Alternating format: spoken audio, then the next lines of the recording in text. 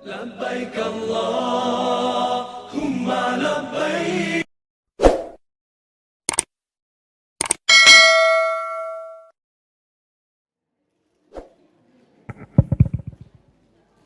Bismillahirrahmanirrahim.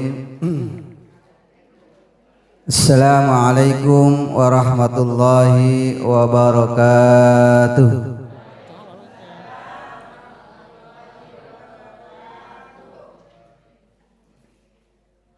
Alhamdulillahi wahdah, sadaqa wa'dah, wa nasara abdah, wa azza jundahu, wa hazamal ahzaba wahdah. Ashhadu an la ilaha illallah wahdahu la syarika lah, wa ashhadu anna muhammadan abduhu wa rasuluh. Allahumma salli wa sallim wa karrim ala sayyidina Muhammadin sayyidil arabi wal ajam wa ala alihi wa ashabihi ulil hidayati wal kiram. Amma ba'du, faqad qala Allah ta'ala fil Qur'anil Karim, a'udzu billahi minasy syaithanir rajim. Bismillahirrahmanirrahim.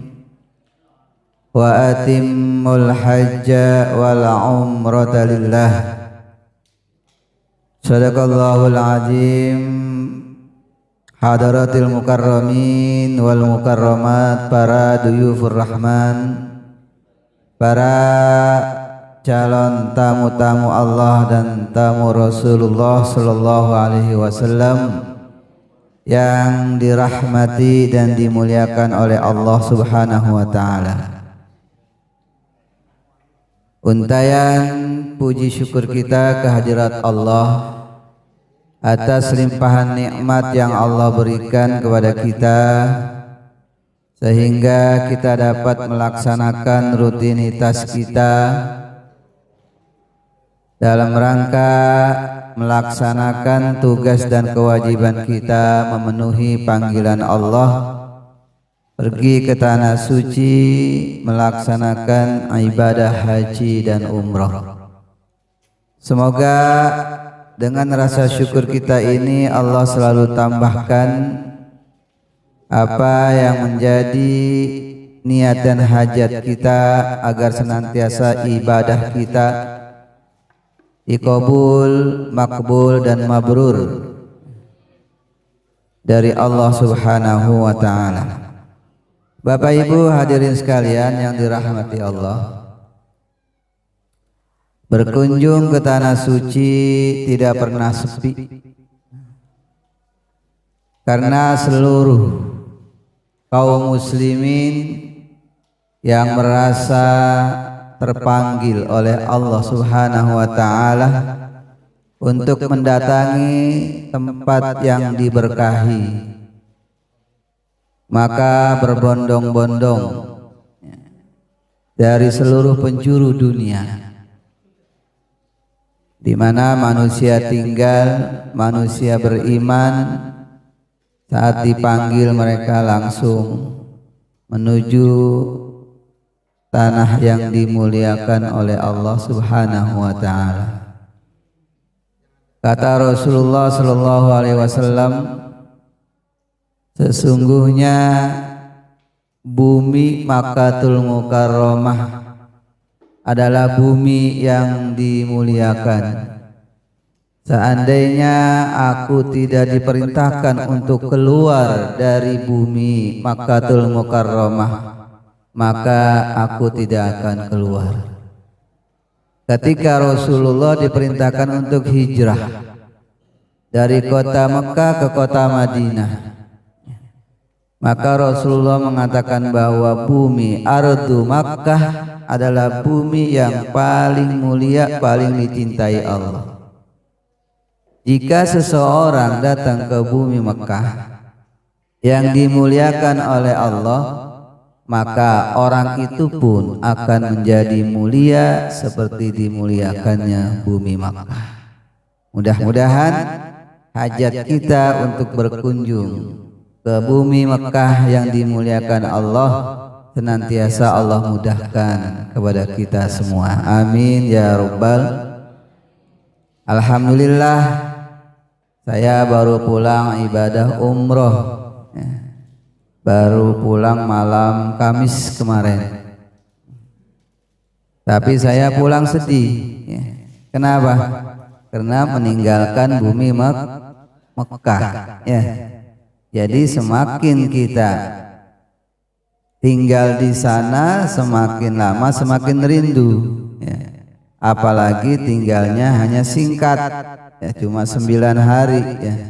Jadi ketika kita pulang, maka kita sedih kembali, karena berpisah dari ardu Makkah. Makanya mudah-mudahan saya bisa kembali lagi ke bumi Makkah yang dirindukan oleh kaum muslimin wal muslimat, termasuk ibu bapak. Insya Allah nanti kalau mungkin bapak ibu keberadaannya agak lama, mungkin sekitar sebulan lebih di sana. Nah tentu bapak ibu tugas mulia kita yaitu ibadah haji. Dan ibadah haji ini kita berharap semuanya makbul, semuanya mabrur, Maka tentu kita harus benar-benar, mana yang harus kita lakukan, mana yang harus kita jauhkan. Karena ibadah haji itu adalah kepatuhan, ketundukan, ketundukan kita kepada Allah. Jadi bukan seenak kita, bukan mengandalkan keinginan kita, tapi itu adalah kehendak Allah. Apa yang Allah perintahkan kita turutkan, apa yang Allah larang maka harus kita jauhkan. Ibadah haji itu kepatuhan, maka ada rangkaian-rangkaiannya. Ada amar ma'rufnya, ada nahi munkarnya, terutama ketika kita dalam pelaksanaan ihram. Ibadah haji itu terkait sekali dengan apa? Dengan ihram, karena ihram yang merupakan salah satu rangkaian daripada apa? Wajib hajinya. Bapak Ibu, nanti kita hidup di sana selama kurang lebih 30 hari. Kalau tahun lalu itu masa tinggal jamaah haji itu 42 hari. Tahun lalu, tahun ini katanya nggak tahu, mungkin apa sama atau dikurangkan tidak tahu. Yang jelas tidak kurang dari sebulan. Jadi kegiatan kita ini nanti insya Allah akan kita isi dengan kegiatan ibadah umroh dan ibadah haji. Ibadah umroh itu kita insya Allah kita tunaikan sebanyak 6 kali. 6 kali ibadah umroh kita, termasuk ibadah umroh yang wajib. Jadi waktu 30 hari itu kita isi nanti dengan pelaksanaan ibadah haji kurang lebih 1 minggu. Dan setelah itu kita isi juga ketika masih berada di Mekah, maka kita umroh sebanyak 6 kali. Nah itu ketika kita berada di Mekah. Kemudian mungkin nanti kita berada di Madinah, selama kita 7 atau 8 hari di kota Madinah, maka kita isi pula dengan apa? Dengan berziarah dan sholat arba'in di Madinah. Jadi waktu 30 hari itu bukan waktu yang kita bermain-main, tapi memang waktu kita sangat padat kita gunakan untuk ibadah. Nah, Bapak Ibu, yang paling terpenting karena kita nanti ya di sana sering dan paling banyak kita menggunakan apa? Kain ihram, atau kita dalam arti pelaksanaan ihram. Pelaksanaan umrohnya, kemudian pelaksanaan hajinya. Nah, ini adalah kegiatan-kegiatan yang terpenting. Di dalam ya, pelaksanaan umroh ya, maka ada hal-hal yang memang harus kita lakukan.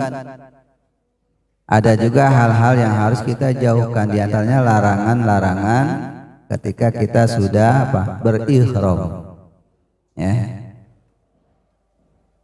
Karena ihram ini adalah puncak rangkaian daripada ibadah umroh dan ibadah haji kita.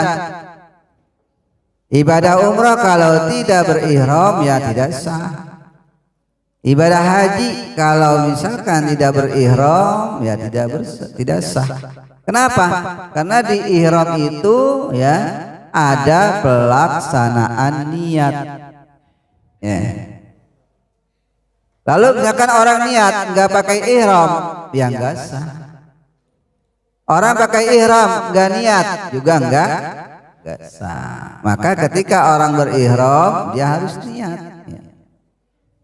Ketika orang niat dia harus berihram. Jadi nggak bisa misalkan bapak nih bapak pakai pakaian pakaian berjahit, pakaian resmi, datang ke mikot niat ya nggak sah. Kenapa? Karena ketentuannya ketika orang berihram bagi laki-laki hanya menggunakan 2 helai kain.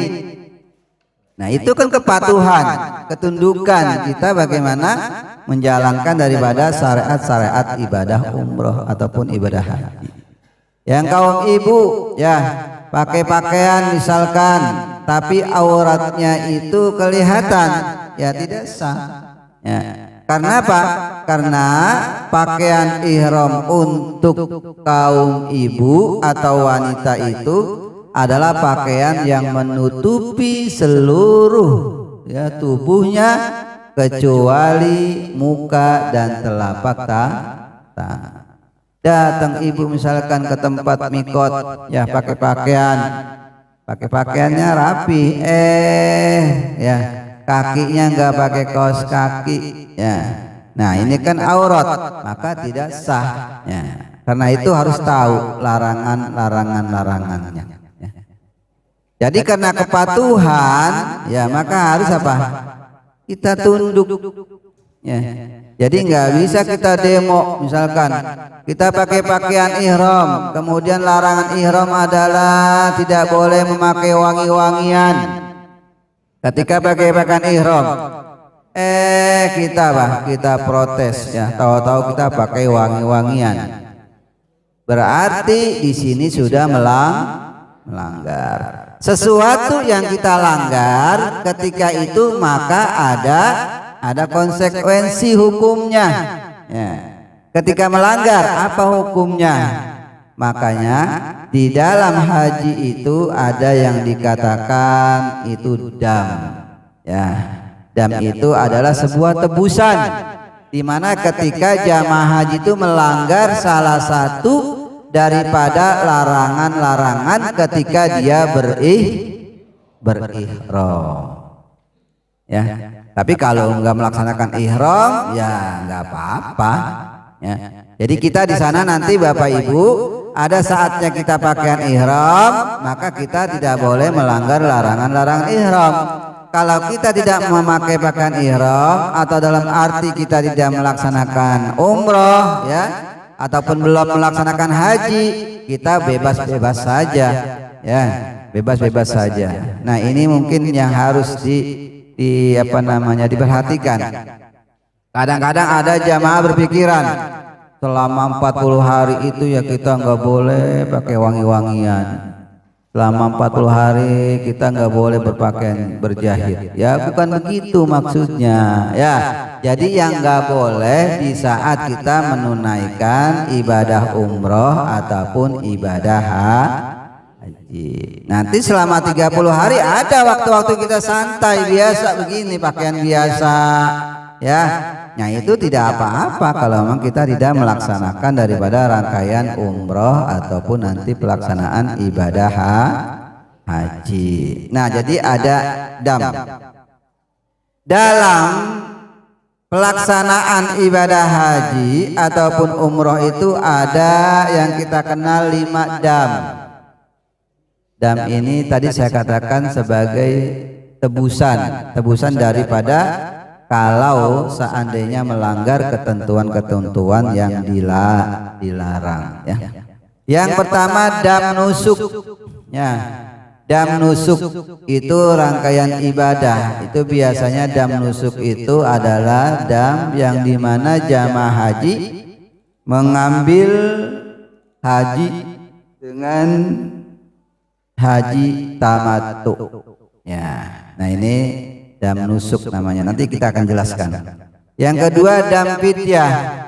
Dan fidyah ini adalah di mana jamaah haji ini melanggar salah satu daripada ketentuan-ketentuan yang telah dilarang dalam pelaksanaan ihram ya. Misalkan tadi saya katakan pakai ihram, pakai wangi-wangian, pakai pakaian berjahit ya, atau mencukur rambut dan lain-lainnya. Ini ada fidyahnya ya. Jadi nanti ada perbedaan antara dam kita mengeluarkan seekor kambing, kemudian ada fidyah, namanya dam fidyah itu dam tebusan. Kemudian ada dam jaza nanti. Dam jaza itu juga salah satu tebusan di mana seseorang melanggar daripada larangan ihram, yaitu membunuh binatang buruan. Ya. Jadi kita di sana nggak boleh menyakiti ya. Ketika kita ihram nggak boleh kita misalkan menyakiti binatang-binatang yang ada di sana di sekeliling kita. Kemudian dam ihsar. Dam ihsar ini ya adalah dam di mana ketika seseorang sedang sudah berihram, tapi ya di sini apa? Ada satu halangan. Kalau dahulu zaman Nabi, ketika Nabi melaksanakan umroh, ya, Nabi melaksanakan umroh dari kota Madinah, ya. Kemudian Nabi mengambil mikotnya, ya. Niat ihramnya itu di Hudaybiyah. Ya. Ketika Nabi sudah niat ihram dan Nabi ingin ke kota Mekah, ternyata dilarang atau diblokade oleh orang kafir Quraisy. Nabi nggak boleh masuk kota Mekah. Sementara Nabi dan para sahabatnya kaum muslimin sudah berihram, sudah niat ihram. Nah makanya hati-hati di sini, kalau sudah niat ihram nggak boleh dibatalin. Nanti misalkan gini, Bapak Ibu mau melaksanakan umroh wajib, ya. Terus Bapak Ibu udah niat, udah ke mikot nih, ya, niat. Tahu-tahu Bapak Ibu puyeng, pusing, batalin, enggak usah, namanya umroh sunnah, nggak boleh. Itu kena dam. Ya, jadi nanti kalau umroh sunnah itu makanya kita lihat kondisi fisik kita. Kalau sekiranya kita mampu melaksanakan umroh sunnah, ya kita ikut. Kalau kita terasa mungkin badan kita kurang fit, maka jangan ikut. Kenapa? Karena kalau udah niat, konsekuensinya harus dilaksanakan. Nah, kejadian dahulu ketika Nabi sudah niat, kemudian Nabi mau tawaf ke kota Mekah, ternyata dia diblokade, ya, dijaga oleh orang kafir Quraisy yang saat itu menguasai kota Mekah, nggak boleh masuk.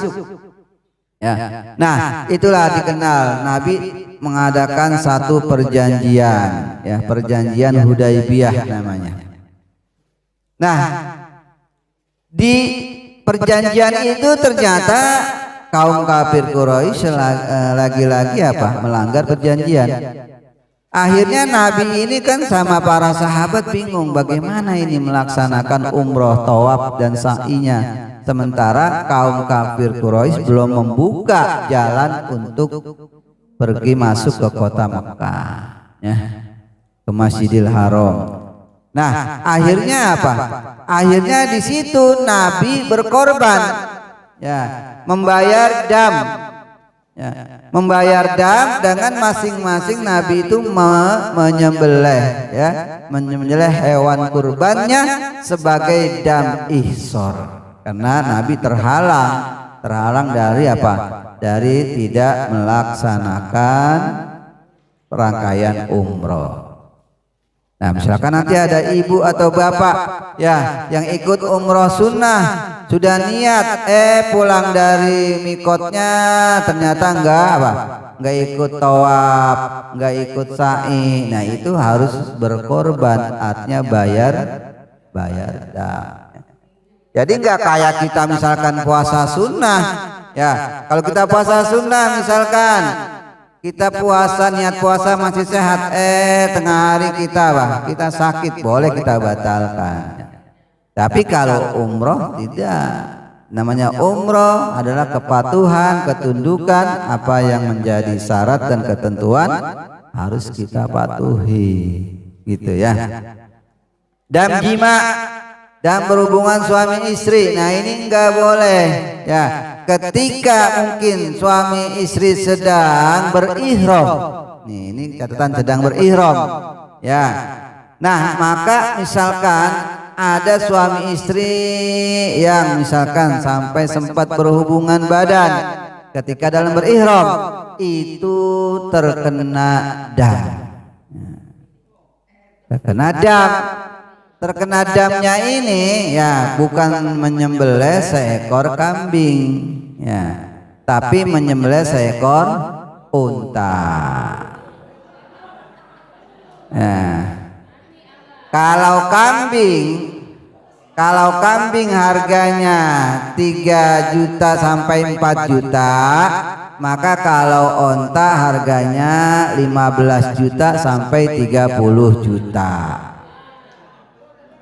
Ketentuannya beda-beda, ini kepatuhan, makanya jangan sampai dilanggar, ya, jangan sampai dilanggar. Memang kadang-kadang saya puyeng juga, ya, saya puyeng juga yang namanya, ya, 40 hari, ya, di kota Mekah, suasananya, lingkungannya beda. Makanannya tiap hari dikasih ayam daging ikan itu mulu, ya. Libido manusia itu apa? Ningkat, ya, ningkat, ya. Makanya kalau udah 20 hari, nah itu jeregedannya udah lain itu, ya. Udah lain, udah uring-uringan, nggak boleh kecoel sedikit. Nah, makanya ini kadang-kadang apa? Ada jamaah ngetuk, Kiai, ada kamar berkah enggak sih? Ya, minta kamar berkah, ya. Nah, ya, kamar berkah ada, cuma semalamnya itu 4 juta. Kalau mau nggak apa-apa, nanti bilang aja ke saya, ya. Itu kalau dalam suasana tidak umroh, tidak ihram. Tapi kalau ihram, bapak mau punya duit 100 juta, ya, minta cari kamar berkah, saya nggak cariin. Kenapa? Karena di sini bapak sedang berihram. Sementara dalam berihram tidak boleh suami istri bersetubuh. Ya, kalau dalam kondisi normal, ya, tadi nggak apa-apa, gitu, ya. Makanya coba, ya, mohon maaf, ya, jadi saya itu kalau, ya, ibaratnya apalagi nanti, ya, ketika haji dari Arafah, dari kemudian di Mina, di Muzdalifah, insyaallah, ya, itu saya mah ibaratnya kayak ngangon. Jangan sampai ini bebek ada yang deket-deketan. Ya. Kalau yang berangkat sendiri mah aman, ya. Hah? Iya, jangan sampai nedak ini ya. Jadi saya ngawasin nanti apa lagi namanya di Muzdalifah nggak ada itu yang namanya tenda. Jadi lapangan luas tidur bareng-bareng. Nah itu suami istri ya itu udah nempel aja nempel. Makanya nggak apa-apa nempel tidur tapi aja jangan sampai nedak. Gitu. Nah. Jadi bapak ibu tidur saya nggak tidur. Yang namanya godaan setan ada di mana-mana. Jangan dianggap di tanah suci itu bapak nggak digoda sama setan. Ya, jangankan ketika bapak ibu dalam kondisi biasa, dalam sholat pun itu setan selalu menggodanya ya. Nah makanya hati-hati ya, eling sadar kalau kita lagi menunaikan ibadah. Makanya kata Allah ya, al-hajju asyhurum ma'lumat faman farada fihinnal hajja fala rafasa wala fusuqa wala jidala fil hajj. Bu, makanya di sini dalam haji godaan setan juga makin berat. Makin berat. Jangan kita anggap kita menjadi tamu Allah bebas dari godaan setan. Setan itu nggak akan peduli kita berada di mana. Setan itu nggak akan puas goda kita sampai kita ngikutin setan. Makanya dia nggak takut kita dalam ibadah juga itu digoda terus. Ya. Nah dalam haji itu makanya kita apa? Harus apa? Harus eling. Oh iya kita lagi haji nih. Ya. Makanya nanti kamarnya di sana misal laki-laki, perempuan-perempuan. Ya. Jadi nggak ada kita campur laki perempuan ya. Karena nggak bolehkan. Baik kita kaji Bapak Ibu tentang dam nusuk. Nih ya. Dam nusuk itu adalah dam yang diwajibkan bagi mereka yang melaksanakan haji tamattu atau qiran. Bapak Ibu kita nanti nih jamaah KBU Nurul Qalbi kita melaksanakan haji dengan haji tamattu. Terlepas kita nanti ada di gelombang kedua atau gelombang pertama, tetap kita melaksanakan haji tamattu. Ya, kenapa Bapak Ibu saya ambil haji tamattu? Dan memang mayoritas kita jamaah haji Indonesia itu mengambil haji tamattu, jarang mengambil haji qiran, jarang mengambil haji ifrad. Ya, jarang. Kenapa? Berat, jaganya berat. Ya, kalau saya katakan kalau haji ifrad ya kita datang ke Mekah 2 minggu sebelum haji, maka 2 minggu itu kita harus pakai pakaian ihram. Nanti kita baru bisa ganti kalau pelaksanaan hajinya udah selesai. Berarti sekitar 2 minggu kita datang, pelaksanaan hajinya seminggu, berarti 3 minggu kita pakai pakaian ihram. Berat ya. Nggak boleh, larangan ihram nggak boleh pakai pakaian berjahit, nggak boleh pakai wangian, nggak boleh cukur dan lain-lainnya nggak boleh. Berat. Jangankan jaga ihram berminggu-minggu, ya jaga ihram sehari 2 hari saja kita khawatir ada larangan yang kita langgar. Makanya haji tamattu. Ya. Nah konsekuensi dari haji tamattu ada 3. Ya, yang pertama adalah berkurban. Ya, ini kita ada 3 pilihan. Berkurban itu dengan kita membeli seekor kambing. Korbannya pakai kambing. Berapa harga kambing? Kayak di kita, harga kambing sekitar 3 juta sampai 4 juta. Ya, direalkan. Ya kali misalkan 5.000 berapa? Ya, nah. Ini tahun ini informasi daripada dam itu ditangani nanti mungkin ya oleh pemerintah. Jadi pemerintah yang menentukan Dam itu kalau isunya ya, isunya tahun-tahun lalu itu dam itu sekitar 700 sampai 750 real. Berarti sekitar mungkin 3 sampai 4 juta dam tamatu. Ini harus kita siapkan. Kita siapkan.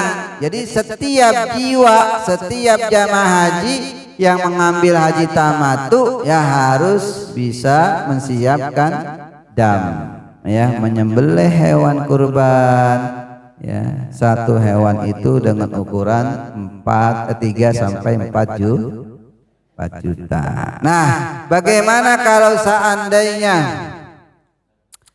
tidak berkurban, maka dia harus melaksanakan puasa di kota suci 3 hari, kemudian ketika pulang 7 hari. Itu ya. Nah, di sini kenapa enggak diambil ini? Ini gak berat Bapak Ibu. Suasana kondisi kita di sana berbeda. Ya, saat kita haji nanti Bapak Ibu kondisi sana musim panas. Sampai pada mencapai 50 derajat panasnya, ya. Panasnya itu bukan panas di kita lembab, panasnya panas kering. Jadi ketika anginnya angin panas, saking panasnya ya, sampai tubuh kita itu mengeluarkan energi listrik. Bagaimana kok sampai begitu? Jadi kalau kita bersentuhan, kita nyenggol kulit teman kita, itu seakan-akan nyetrum. Saking panas. Jadi saking panasnya sampai apa? Sampai menimbulkan energi listrik. Kalau kita panas di sini lembab, sepanas-panasnya kita nggak sampai terlalu tinggi mengeluarkan energi listrik kita. Kalau kesentuhan nggak apa-apa, kita nggak ada daya setrumnya. Kalau ini ada Bapak Ibu. Nah, bayangkan tubuh kita sepanas itu. Makanya di sana Bapak Ibu ada yang namanya penyakit heat stroke. Apa itu penyakit heat stroke? Penyakit yang kekurangan daripada cairan. Karena suasananya panas, maka kita dituntut untuk konsumsi air sebanyak-banyaknya yang masuk ke dalam tubuh kita. Ya, di sana kita minum, bukan kita nunggu haus. Kalau sini kita minum kan nungguin haus ya. Kalau haus kita minum. Ya, di sana enggak. Jadi dalam jangka misalkan setengah jam itu harus minum. Sengaja minum, ya, karena itu untuk mensuplai daripada cairan, ya, agar bisa masuk ke dalam tubuh kita, agar nggak kurang cairan. Nah, di sana Bapak Ibu yang namanya gejala stroke nggak dikira-kira, bukan berarti gejala stroke itu orang udah ketahuan sakit, tidak. Orang yang normal, orang yang tua, orang yang muda, bahkan anak muda dan anak-anak bisa kena serangan heat stroke kalau di saat itu tubuhnya kekurangan cairan. Ya, di sana kita bukan hanya minum ketika haus, tapi minum itu wajib walaupun enggak haus. Biasakan. Ini kalau panitia ngasih sediain air sebotol sampai pulang kagak habis. Yang habis kuenya. Airnya nggak habis. Minum air penting. Ya, air penting ya. Jangan dibiasakan, jangan dibawa kebiasaan di tanah air, nanti di tanah suci. Sekarang harus masing-masing kontrol. Nggak mungkin setiap 24 jam itu dokter atau petugas kesehatan ngontrol ibu bapak. Yang bisa mengontrol diri kita. Ya, jangan sampai kekurangan cairan. Tiba-tiba kalau terkena heat stroke itu Bapak Ibu, langsung kita lagi jalan plak jatuh udah jatuh nggak sadar. Ini kejadian Pak, kejadian ada jamaah KBIH tahun 2000 berapa ya? 2000 berapa ya? Jadi dia jarang dan susah minum. Jadi kena kebiasaan. Ya, apalagi namanya udah tua. Orang kalau udah tua itu minum susah. Ya. Orang udah tua itu minum susah. Nah, ini kendala Bapak. Kendala jamaah haji yang sering sakit, yang sering diopname karena memang jamaah haji Indonesia itu ya enggak suka minum. Cuma minum doang Bu. Ya. Lagi jalan sholat subuh. Dari hotel memang jaraknya sekitar 4 sampai 500 meter ke Madinah. Waktu kejadian di Madinah. Udah mau pulang Bapak Ibu. Udah mau pulang, dia sehat. Ya, jalan dari hotel ke apa? Ke Masjid Nabawi. Ketika pulang, ya, karena ada tanjakan naik sedikit, dia nggak kuat, langsung jatuh langsung aja itu, nggak sadar diri, padahal cuma jatuh doang. Lagi jalan jatuh nggak sadar diri, udah langsung dibawa ke emergensi, ya. Diidentifikasi, ya, ternyata sudah koma. Ya. Padahal kagak ada riwayat sakit, koma, ya. Nah, ternyata enggak mudah itu, ya, mengobatin koma enggak mudah. Ternyata enggak bisa, harus dirujuk ke rumah sakit yang banyak alatnya, yang lengkap, dirujuk. Tinggal 3 hari mau pulang Bapak Ibu. Ya. Akhirnya apa? Ternyata jamaah udah waktunya pulang, ya dia belum bisa pulang. Saya tanya, apa sih Dok ini penyebabnya? Penyebabnya hanya satu, ya, dehidrasi, kekurangan oksigen. Kekurangan oksigen karena kekurangan cairan dalam tubuh karena kekurangan minum. Ya, hanya karena air, ya. Makanya sana bawa botol yang besar, ya, isi, ya, isi. Apalagi air jam-jam, puasi minum air jam-jam.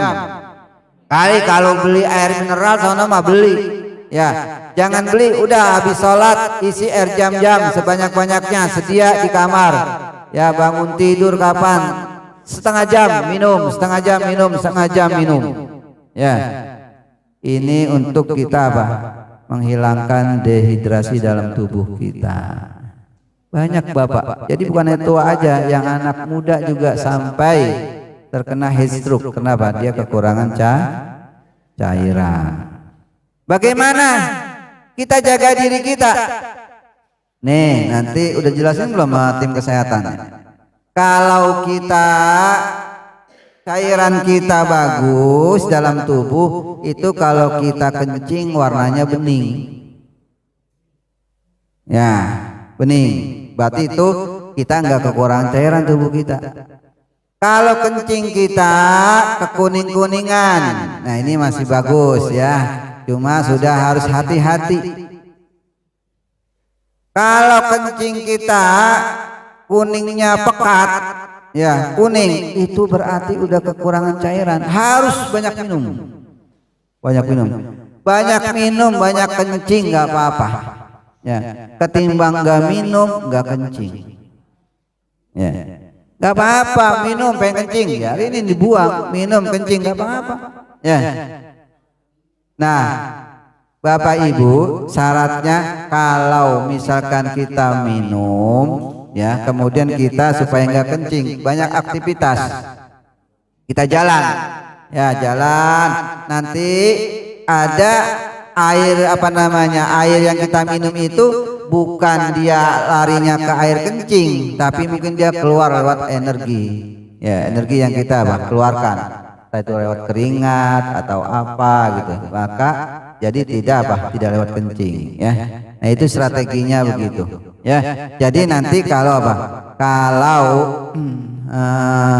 kita ketahui kita ini kekurangan cairan atau enggak, diukur dengan kencing kita. Itu kita yang tahu ya.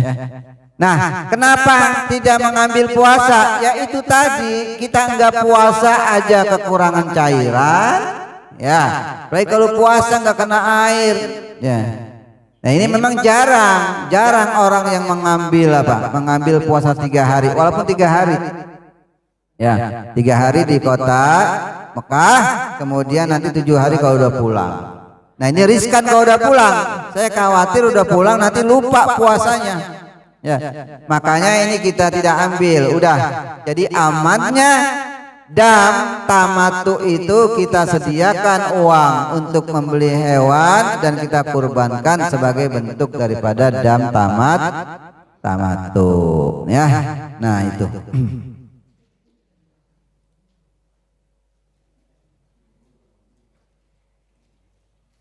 Nah, itu namanya dam tamatu.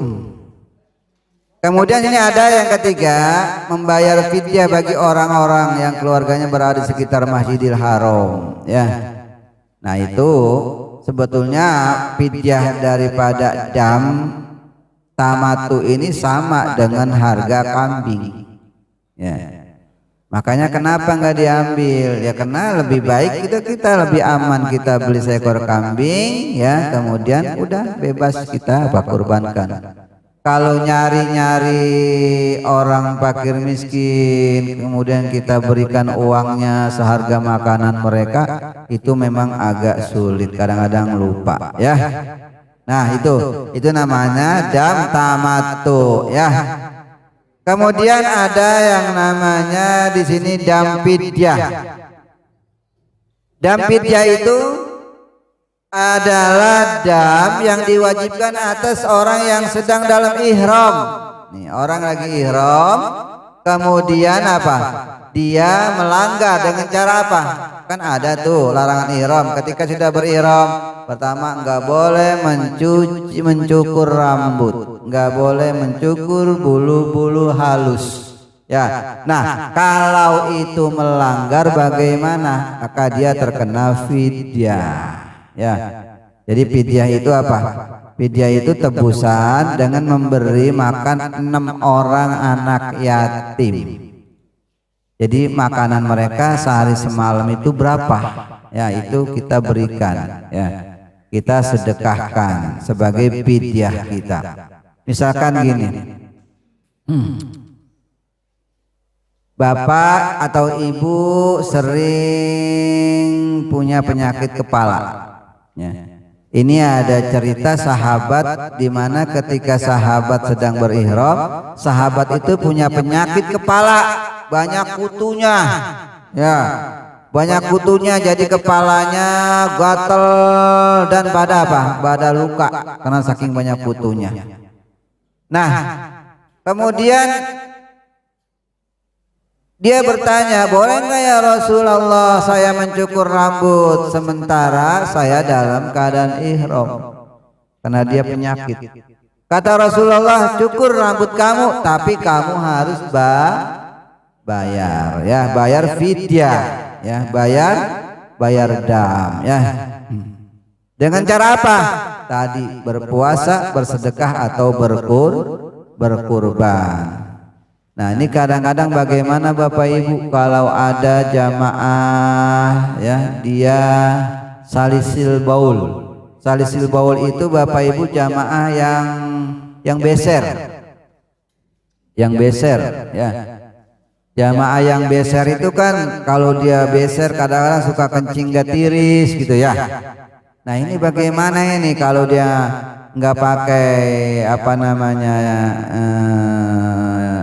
pembalut atau mungkin dia nggak pakai celana, nanti kan akan mengotori daripada ihramnya kena najis, atau mungkin nanti juga lantainya masjidnya juga terkena najis ya.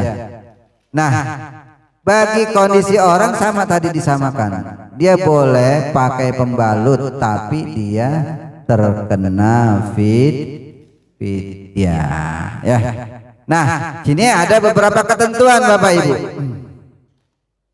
Apabila seseorang telah berihram memotong rambut atau motong kuku atau mengenakan wangian, memakai pakaian yang berjahit atau menutup kepala dengan pici atau dengan yang lainnya, maka ia wajib membayar fidyah dengan 3 alternatif: berpuasa 3 hari, memberi makan 6 orang miskin, atau menyembelih seekor kambing. Nah, ini pilihannya ya. Puasa 3 hari, kalau enggak dia beri makan 6 orang anak yatim yang ada di sana, bukan yang di Indonesia. Ada orang bertanya, Pak Kiai, gimana kalau saya membayar fidyahnya nanti ketika saya pulang di Indonesia? Kan banyak keluarga saya yang yatim. Enggak boleh, harus di tanah suci. Atau gimana? Misalkan saya transfer, sekarang kan transfer gampang ya, kita transfer uang ke Indonesia untuk anak-anak yatim.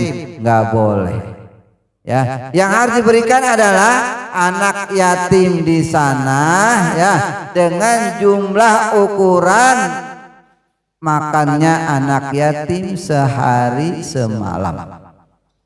Nah, ini 6 anak yatim ya. Nah, kalau 6 anak yatim, misalkan 6 anak yatim, kemudian katakanlah satu anak itu makan sehari katakanlah 30 real. 30 real sehari makanannya. Lumayan. 30 real ya. Kali sehari 30, 3 kali 6 berapa? 18, berarti 180 real. Itu yang harus kita berikan. Kita sedekahkan kepada anak yatim atau fakir miskin. Bagaimana caranya? Makanya kalau saya begini, nanti Bapak Ibu kita ada muhasabah ketika nanti pelaksanaan haji selesai ya. Bapak Ibu saya suruh ingat-ingat, ada enggak larangan-larangan yang Bapak Ibu langgar? Kalau ada, bayar fidyah. Ketentuannya berapa? Misalkan 180 real misalkan. Nah, 80 real itu nanti Bapak Ibu silakan bagi orang-orang yang duafa, orang fakir miskin yang ada di sekitar daerah Masjidil Haram ataupun mungkin di Masjid Nabawi. Biasanya itu kita sedekahkan ya untuk fakir miskin yang ada di jalanan, kemudian juga untuk untuk orang-orang yang bersihin jalan, bersihin masjid, itu kita kasih. Jadi gini Pak, misalkan nih kita melanggar ketentuan ihram, udah punya uang 180 real, ini tukarin uang receh ya, uang receh mungkin ya 5 realan atau 10 realan ya. Nanti ketika misalkan Bapak Ibu sholat kasih 10 real, atau mungkin ada lagi kasih 5 real, sehingga 180 real itu habis. Ibu bapak yang sendiri ya, jangan dititipin ke saya, jangan saya disuruh. Udah kiai aja yang nganuin lah, yang saya nyariin orang ya. Jadi itu yang tahu bapak, pokoknya yang jujur bapak, kira-kira itu 180 real nanti habis atau enggak disedekahkan. Harus habis kalau ketentuannya seperti itu ya. Jadi nanti kita muhasabah, karena memang begitu Bapak Ibu. Kenapa? Nanti Allah jamin orang yang berjihad dengan harta, dengan tenaganya, maka Allah akan ganti dan Allah akan sediakan surga untuknya. Jadi kita berkorban juga memang ada timbal baliknya gitu ya. Nah, kemudian sini ada beberapa mazhab. Ada beberapa mazhab. Menurut mazhab Hanafi wajib membayar dam ketika dia mencukur 1/4 rambut kepala. seperempatnya. Kalau seperempatnya siapa? Ini kita punya kepala, rambut kita cukur seperempat kepala, setengahnya seperempat. Kalau misalkan itu dicukur seperempat, itu terkenanya dam. Damnya apa? Menyembelih hewan kurban, ya. Atau seperempat jenggot, misalkan jenggotnya ada berapa lembar? Jenggotnya ada 10, seperempatnya berapa? 3 lembar. 3 lembar terkena itu, ya. Atau sebagian bulunya, bulu kakinya misalkan, ya. Nah ini kalau menurut mazhab Hanafi, kalau seperempat daripada rambut atau jenggot atau bulu halus, maka dia damnya adalah membeli hewan kambing, ya. Kemudian kalau, ya, maka dia kalau di bawah itu hanya wajib memberikan sedekah 1/4 kilogram gandum atau 2,5 kilogram kurma. Kalau di bawah 1/4, korma berapa? Korma di sana, ya, sekilonya itu antara 25 sampai 30 real. Sama kayak tadi itu mananya. Kalau makan anak yatim itu apa? Sehari jangan 30 real. Ya. Ya kita nggak usah beliin korma. Kalau beliin korma lah kita kepuyengan, ya. Kita kasih korma, ya. Jadi kalau di bawah itu misalkan ada apa? Kita mencukurnya, atau mungkin ketika kita cabut, oh ada 2-3 helai, ya. Nah ini apa? Ini terkena memberikan fidyah. Kalau mazhab Maliki, ketika seseorang mencukur rambut kepalanya dalam batasan yang dapat menghilangkan gangguan, dia wajib membayar fidyah.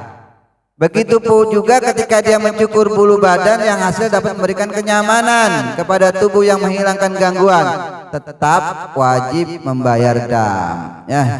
Seperti mencukur bulu kemaluan, mencukur kumis, mencukur rambut, ketiak tanpa memperhitungkan bulu yang tercabut, ya. Nah ini terkena dam. Misalkan gini, kalau misalkan dia rambutnya gatel, ya, rambutnya gatel, dia cukur, ya, dengan ukuran dia cukur itu merasa nyaman. Misalkan rambutnya panjang, ya dipotong lah gitu, ya, supaya dia nyaman. Itu terkena, namanya terkena dam. Damnya itu menyembelih seekor kambing. Kemudian apabila dalam konteks mencabut satu atau beberapa helai bulu tanpa maksud menghilangkan gangguan, dia cukup memberikan makanan sebanyak cakupan 2 telapak tangan. Artinya kalau dulu mah nggak ada ukuran value-nya, nilainya, yang nggak ada diukur dengan duit kalau dulu mah. Jadi dengan makanan pokok. Jadi katanya kalau menurut mazhab Maliki, kalau yang kecabut itu bulunya nggak banyak gitu, ya, nggak banyak, maka cukup memberikan makanan dengan 2 cakupan telapak tangan. Itu hitungannya mungkin 2 sok.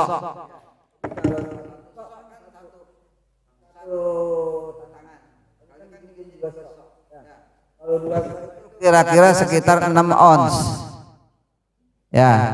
Nah itu kalau ini itu diberikan dengan gandum, dengan korma sebagai makanan pokok daripada penduduk tersebut, ya. Makanya di sini ulama modern hanya dihitung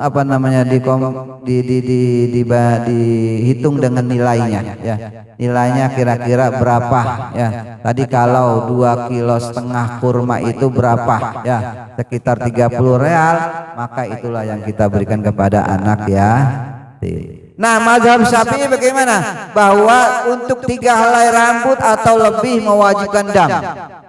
Nih kita mazhab kita, misalkan kita nyabut, ya, kita cabut sengaja gitu, ya, kemudian ternyata ada 3 helai, maka kalau 3 helai itu wajib dam. Untuk kasus yang lebih kecil, misalkan 2 helai 2 helai rambut, maka di sini juga dengan apa? Dengan fidyah makanan 6 ons. Ya, ya udah tadi hitungan kita. Pokoknya 30 real ya untuk anak-anak yang membutuhkan makanan. Nah, memotong kuku. Nah, memotong kuku nih Bapak Ibu. Ya, memotong kuku salah satu daripada larangan ihram. Ya, ketika orang memotong kuku, ya, menurut ulama mazhab Hanafiyah tidak ada kewajiban membayar dam kecuali memotong kuku dengan tangan secara utuh. Maksudnya apa? Apa tangannya dipotong kalian? Bukan, artinya di tangan itu kan ada berapa jari? 10 punya dipotong kukunya. Tuh, maksudnya itu yang sempurna ya. Nah, itu namanya baru terkena dam kalau 10-10-nya kukunya dipotong gitu ya. Menurut ulama Hanafiyah, ketika seseorang memotong 4 kuku dari tiap tangan, dia tidak wajib membayar dam, tapi dia hanya apa? Dia hanya mewajibkan daripada fidyahnya, sedekahnya, itu tadi. Ya. Nah, itu menurut mazhab apa? Mazhab Hanafiyah. Menurut Malikiyah sama hukum kuku dengan hukum rambut. Ya. Jadi apa tebusannya? Hanya terikat dengan sesuatu yang mampu menghilangkan gangguan. Jadi tadi kalau misalkan gangguan sakit kepala dicukur itu gangguannya yang cukup apa? Yang sekedar hanya apa? Hanya yang sakit ya. Dia wajib membayar tebusan, dan jika dimaksud tidak menghilangkan gangguan, dia wajib memberikan bahan makanan cakupannya. Makanya Bapak Ibu di sini kita ya. Jadi ketika memotong kuku banyak atau sedikit, sengaja atau tidak, menurut mazhab Syafi'i itu terkena fidyah. Jadi bukan dam daripada membeli hewan kurban. Ya. Makanya nanti kalau mau berangkat, udah itu di pos-posin itu uang. Mana uang buat jajan, mana uang buat beli pakaian, mana uang buat jaga-jaga kalau melanggar ihram. Gitu. Ya. Jangan bawa duit 10 juta, 10 jutanya buat pakaian semua. Nanti kalau tiba-tiba melanggar larangan ihram dari mana? Ya, mau puasa nggak kuat. Ya. Yang kuat banget sering puasa di tanah air, jangan puasa di sana. Ya, kenapa? Kita di sono makanya asupan makanan itu diberikan ayam daging ikan, ayam daging ikan. Ya, itu supaya kuat, supaya sehat. Jadi jangan sampai sakit. Ya. Ya memang puasa bagus bagi orang yang kuat. Ya. Kan logika tubuh kita nih. Kalau setiap hari kita masih minum aja kekurangan dehidrasi, apalagi kalau 1 hari kita nggak minum. Ya itu tergantung dari kekuatan keyakinan seseorang. Gimana udah? Kopi dulu, puyeng ya.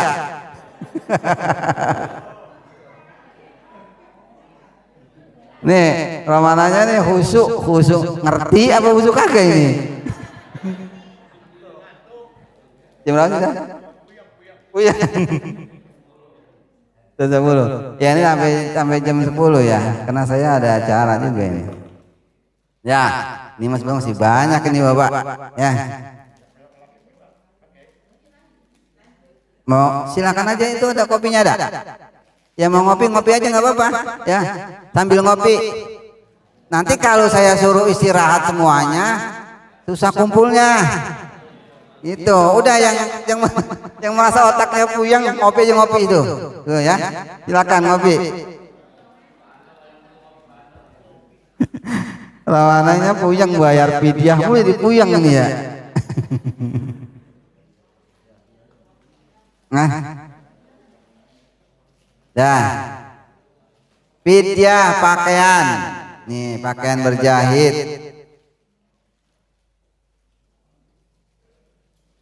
Wajib membayar fidyah ketika memanfaatkan pakaian tersebut, baik terbuat dari sutra atau kain bergaris atau pakaian itu dalam waktu panjang seperti sehari penuh.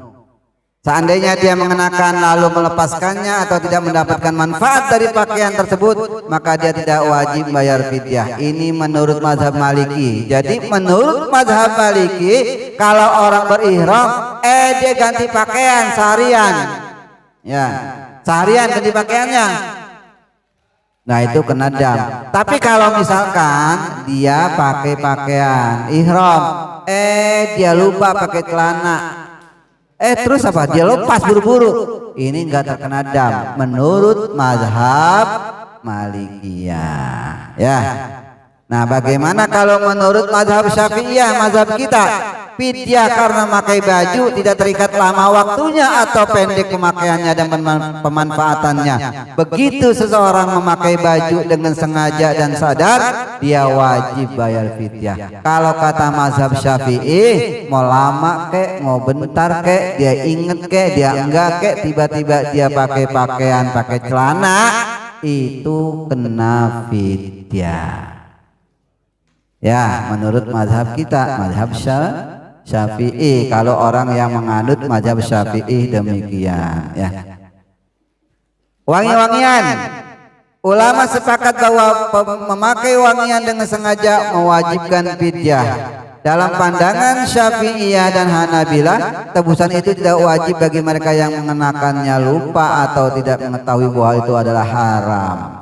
Nah, ini kalau mazhab Syafi'i, misalkan orang ihram pakai minyak wangi, itu katanya lupa, itu enggak apa-apa, ya. Menurut mazhab Syafi'i, ya. Kalau lupa, ya. Dia lagi ihram pakai deodoran. Dia lagi ihram mandi pakai sabun. Ini menurut mazhab Syafi'i kalau lupa tidak apa-apa kalau lupa. Tapi kalau dia tahu, kan udah diajarin sama guru. Kalau kata guru nggak boleh lagi ihram pakai wangi-wangian, berarti kan udah tahu. Kayak sekarang bapak ibu nih udah tahu, jadi nggak ada alasan bapak ibu nggak tahu nanti ketika di sana. Oh saya nggak tahu, saya lupa. Ya ketika apa? Ketika ihram nggak boleh pakai wangi-wangian, udah diajarin. Ya berarti terkena fidyah. Ya. Makanya ini jangan apa? Jangan kita main-main. Ya. Nah, itu masih 3 dam jaja. Nah, kemudian dam jaja saya singkat. Dam jaza ini adalah imbalan balasan bagi orang yang sedang berihram, kemudian dia membunuh binatang buruan darat. Buruan darat, binatang darat. Kalau binatang laut nggak apa-apa. Nah, kalau binatang darat ini dia terkena dam. Tapi sini ada rinciannya Bapak Ibu. Ya, bagaimana yang termasuk dengan apa? Dengan binatang buruan, ya. Jadi gini aja Bapak Ibu, ala kulli hal, ya, misalkan gini ada, kalau menurut mazhab Syafi'i, binatang yang bisa dimakan dagingnya atau binatang yang tidak dimakan dagingnya atau binatang daripada peliharaan, kalau itu dibunuh saat ihram maka terkena dam. Damnya apa? Damnya dengan seharga binatang yang diburu. Misalkan ya dia lagi berihram, ada onta, onta ditembak misalkan. Nah dia itu tebusannya onta. Dia lagi ihram, sana banyak burung dara. Banyak burung dara kan banyak banget. Kita kalau jalan susah itu, ya. Burung dara bertendang. Nah, itu apa? Itu damnya itu apa? Seharga burung dara. Tapi burung dara sana dijual enggak? Enggak dijual. Bagaimana nanyanya? Bagaimana? Makanya hargain fidyahnya itu sama dengan fidyah yang tadi. Kita sedekahkan, ya, sedekahkan kepada 6 anak yatim. satu anak yatim 30. Berarti harga burung dara yang bapak tendang itu mati, harganya 180 real. Makanya kalau lagi ihram eling dah eling ya. Eling semuanya, ingat atas bawah ya. Jalan juga jangan serampangan. Bisa jadi Bapak Ibu karena sono kita capek, kadang-kadang lagi ihram kita ngantuk, ke jalan keinjak itu burung dara, mati. Yang kita tendang keinjak, mati. Ya mau nggak mau ya. Mau nggak mau kena dam. Makanya saya bilang kalau lagi ihram eling semuanya ini panca indera kita yang 5, kalau bisa yang 6 itu harus sadar kita lagi ihram, jangan ngelakuin yang dilarang. Nah, terus sini ada dam, namanya dam. Jadi udah yang isor. Ya tadi dam apa namanya itu terakhir? Dam bersetubuh. Dam bersetubuh. Ya. Jadi gini Bapak Ibu. Jadi yang namanya di sini zina itu ya ada zina mungkin lewat mata, ada zina lewat tangan ya, atau ada zina yang sebenarnya ya. Misalkan gini, Bapak lagi ihram sama ibu ya. Kemudian bapak nyium ibu atau ibu nyium bapak ya, atau mungkin nggak sengaja kesium. Tapi ketika bapak ibu itu ya saling siuman, bapak timbul birahinya, ya timbul birahinya, bayar. Walaupun cuma nyium. Timbul, paham kan timbul birahi ketika nyium bapak nafsu itu, atau ibu demikian birahinya. Yang tahu kan itu bapak ibu. Kena apa? Kena dam. Tapi sini bukan damnya, bukan onta. Ya, kalau onta itu yang jima sesungguhnya, pertemuan antara dua kelamin, jima yang sesungguhnya, dan itu dalam keadaan ihram, maka itu adalah onta. Nah, kalau tadi misalkan lagi kecium ya, kemudian timbul birahi, maka itu hanya terkena fidyah. Tapi jangan dibuat-buat. Kata guru, apa-apa kalau ciuman. Nah, ya jangan.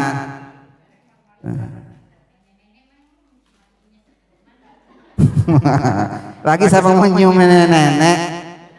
Nggak ada. Nenek-nenek pengen dicium juga nggak ada yang nyium.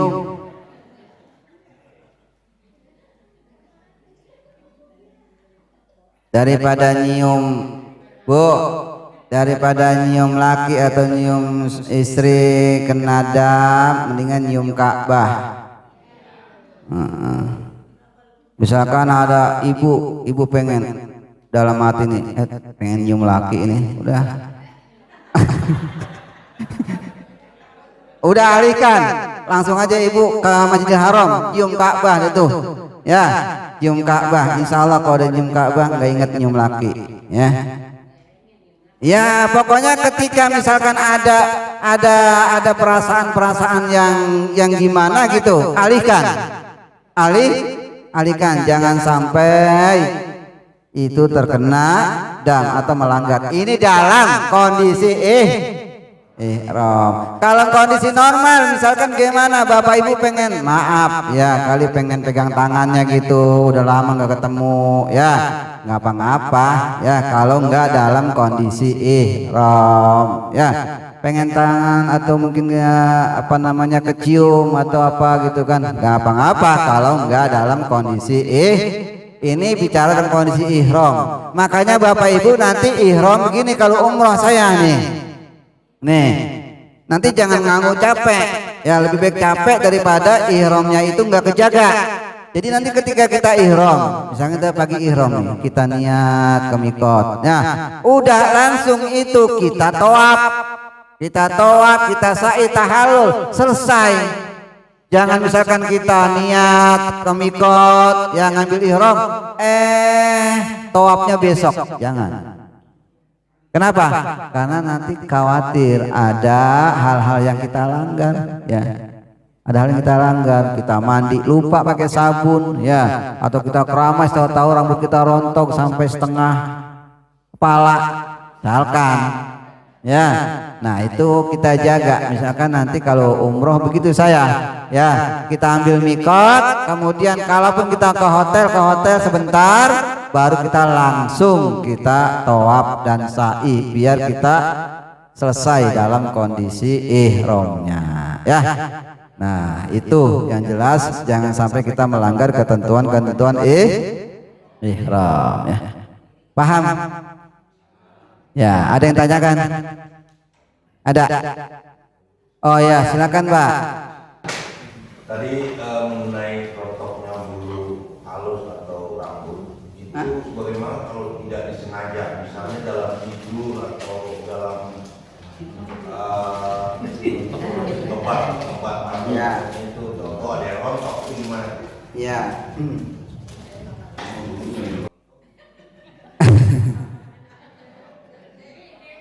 Jadi gini, pertama tadi menurut mazhab daripada Imam Syafi'i, ya, bahwa sesuatu ketika kita berpakaian berjahit atau kita memakai wangi-wangian, ya, atau kita mencukur atau sengaja mencabutnya, ya, itu sengaja atau tidak maka terkena fidyah kalau kita mengambil daripada mazhab Syafi'i, ya. Nah, berbeda tadi dengan mazhab Maliki, ya. Di mazhab Maliki itu, ya, dalam kondisi sadar, ya, dalam kondisi sadar, dan itu yang dilakukannya itu baik misalkan mencukur rambut atau memotong rambut atau mencabut bulu-bulu halus, itu dalam kondisi sadar, ya. Tapi dalam kondisi sadar menurut mazhab Maliki tidak, ya. Nah kita berpegangnya kepada mazhab Syafi'i, mazhab kita, ya. Memang gini Bapak Ibu, kita dalam ibadah haji itu memang ada, kita ittiba dengan mazhab selain mazhab Syafi'i. Nih contohnya gini Pak, contohnya kita ini berwudu, nanti di sana kita menjaga wudhu kita itu, kalau menurut mazhab Syafi'i ketika bersentuhan kulit dengan kulit, ya, itu kan batal. Tapi ketika kita melaksanakan tawaf di sana, ya, kita itu ittiba dengan mazhab Maliki.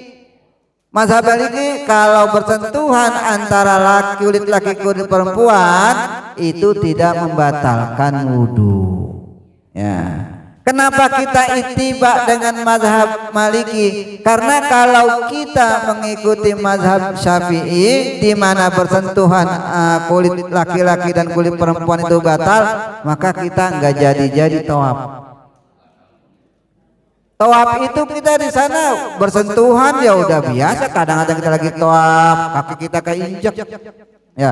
Kadang hal yang susah dihindari untuk kita apa?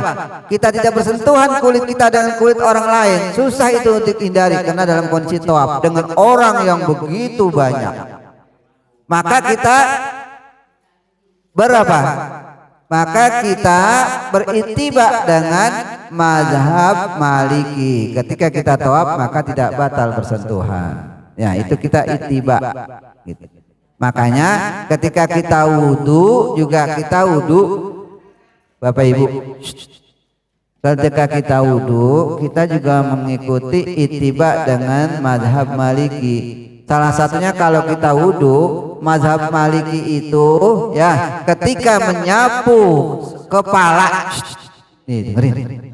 Ketika menyapu kepala, kalau kita kan sebagian ya, sebagian rambut. Kalau mazhab Maliki, ketika kita menyapu kepala, air ini kepala air, kemudian tangan kita jalankan ke depan dan ke belakang. Nah itu mazhab apa?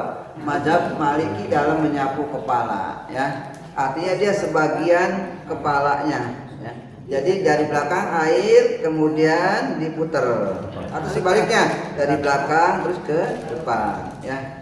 Jadi kalau mazhab Syafi'i kita kan cukup begini ya. Nah kalau Maliki banyak, nanti wudunya begitu, ya. Nah Bapak Ibu yang suka salah kaprah itu kadang Bapak Ibu ya membasuh kepala itu adalah membasuh sebagian rambut kepala, bukan jidat. Orang-orang ini membasuh jidat, bukan kepala ini. Bun-bunan ibu, pegang bun-bunan. Ya ada nggak masih bun-bunannya? Itu air pegang di bun-bunan, Bu. Makanya wudu itu ya ukurannya itu air di embun-embunan. Embun-embunan itu Bu kalau kena air adem. Makanya nanti di sana Bu orang wudu basahin, bukan basahin rambut, semuanya kepalanya karena panas. Gak apa-apa ya, gak apa-apa. Jadi jangan micik ya, jangan micik sama air. Jadi nanti di sana sekali lagi Bapak Ibu ya, kalau bisa baju kita basahin, sapu tangan kita basahin, muka kita semprot, sambil jalan kita semprot sama air. Itu ngilangin dehidrasi gitu ya. Nah tadi yang Bapak tanyakan itu, jadi misalkan kita lagi tidur kekurup begitu ya, itu kan tanpa sadar. Nah kalau misalkan, makanya ini bapak-bapak saling eling, kalau misalkan ada temennya lagi ihram, dia tidur kekurup, cepet-cepet angkat ya, cepet-cepet angkat ya, jangan sampai nanti apa, sampai terkena damnya. Nah itu ya, jadi kalau misalkan apa namanya, makanya saya sering ingatkan kepada para jamaah ya, bahkan ketika jamaah mau tidur saya pesan, hati-hati bapak-bapak, ihramnya jangan sampai naik ke atas ya, yang ihram bawah juga jangan sampai naik ke atas, nanti burunya kelihatan, auratnya kelihatan. Gak boleh lagi ihram itu auratnya kelihatan. Ini yang suka bapak-bapak ini ya. Bapak-bapak kadang-kadang pakai ihram, dia pikir semuanya laki, mau bagaimana kek ya. Dia mau tidur bagaimana, laki semuanya. Jangankan Bapak Ibu melihat aurat kita sendiri itu nggak boleh, apalagi aurat kita dilihat oleh orang lain ya. Jadi di sini dalam ihram kita benar-benar ya takut ya, jangan sampai aurat kita kelihatan ya. Jadi jangan, upaya kita bagaimana benar-benar memaksimal semampu kita lah, semampu kita ya. Itu nanti Masya Allah pemandangan-pemandangan di Arafah, di Mina itu ya, macam-macam Bapak, apalagi lagi tidur ya, kalau lagi tidur. Makanya kalau lagi tidur jangan sampai ingat kita lagi apa, lagi ihram, jangan kayak samain di rumah ya, tidur kakinya ke atas, kepalanya ke bawah ya. Jangan ya, tidur yang alim, yang cakep, emang kita tidur lagi dilihatin sama malaikat ya. Jangan sampai, pokoknya kita eling kita lagi ihram ya. Itulah, itu pengalaman yang terindah nantinya kita ingat ketika kita sedang melaksanakan ibadah haji. Ya itu, ada lagi ya. Di sana kan kalau memang kita kena denda untuk membagi anak yatim, terus kan kita nggak tahu anak yatimnya di mana.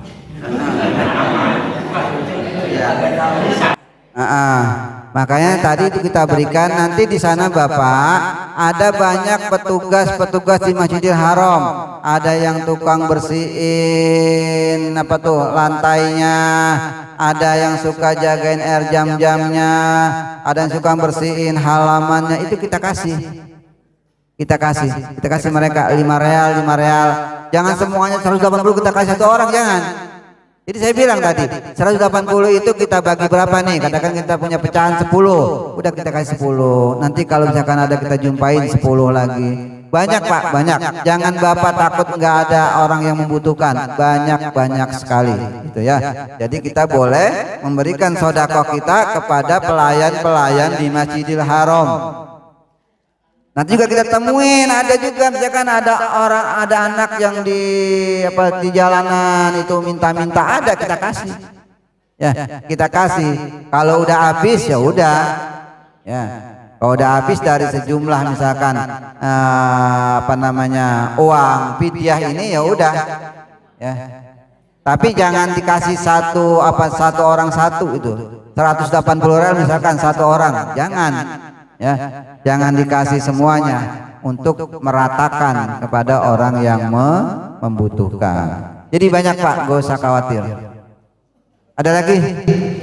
Jadi nanya yang untuk dan nusuk kan kita rata-rata jamaah Indonesia haji tamattu ya. Ya. Nah itu kita bayar lagi atau udah sekalian sama di ONH?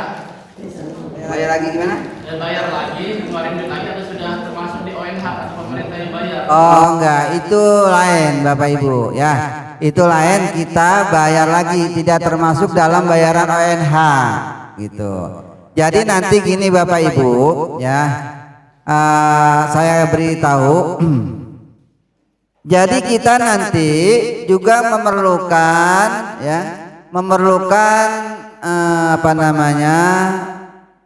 uang untuk bayar dam dan juga nanti uang untuk kita akomodasi ziarah, kemudian umroh sunnahnya ya, mobilnya itu juga kita tadi membutuhkan ya. Jadi memang seperti itu. Kalau dahulu tahun lalu itu saya lupa ya berapa ya. Tahun lalu itu kalau tidak salah 6 juta. 6 juta udah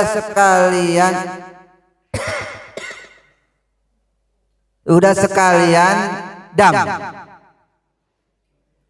Itu ukuran 6 juta itu dari pemerintah dengan ukuran fidyah damnya itu sekitar 500 real.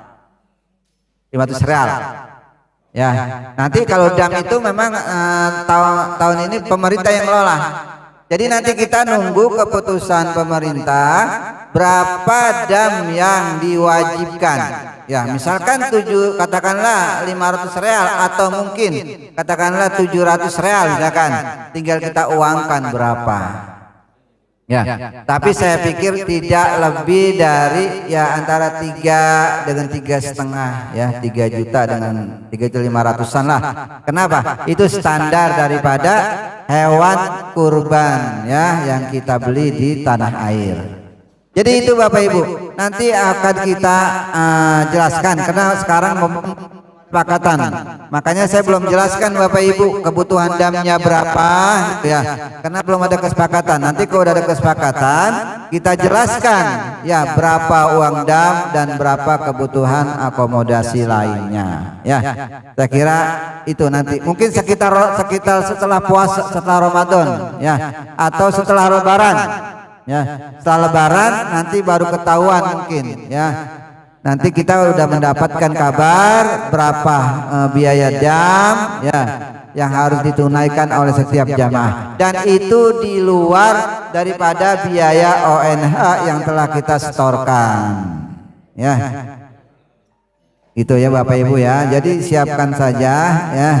Mudah-mudahan ya Allah berikan kemudahan rezeki buat Bapak Ibu semua. Itu. Ada lagi? Ya. Itu kita umroh yang dapat dari sini paketan 6 kali. Di luar 6 kali berarti kita kalau mau ngambil mikotnya itu harus bayar sendiri. Bayar ini nanti bisa mikot Bapak naik taksi atau naik mobil Tramco ya untuk ke mikotnya itu bisa. Kalau nambah daripada paket 6 yang telah dipaketkan oleh KBIU Nurul Qalbi ya. Kalau lebih dari itu ya silakan. Misalkan nanti tinggal Bapak Ibu, misalkan ayo yang mau umroh tambahan berapa orang ajak, misalkan ada 5 atau berapa yuk bareng-bareng ya. Nah kalau naik taksi ya dari mikot terdekat di Tanim itu sekitar 10 real atau 15 real ya. Tapi kalau haji biasanya agak mahal 20 realan sekali jalan. Kali jalan ya itu 20 real kali berapa tuh, kali uang kita lah. Makanya Bapak Ibu ya, saya kalau jamaah suka nanya 10 real berapa ya uang kita, saya puyeng kalau dikonversi ke uang kita saya puyeng ya. Jadi kalau memang kena mata uang kita itu kecil itu ya, jadi kelihatannya besar ya, kelihatannya besar. Tapi tadi kalau saya pikir gini, katakanlah misalkan katakanlah dam misalkan nih, dam misalkan 700 kalau misalkan kali 5 berapa, 3.500.000 kan masuk akal. Memang kalau kita korban di sini kan memang harga 3.500.000 ya. Saya kira itu konversinya itu tidak terlalu tidak terlalu tinggi, memang agak sama. Hanya kalau kita berbicara misalkan 1 real itu kan misalkan 5.000 ya, memang 5.000 banyak.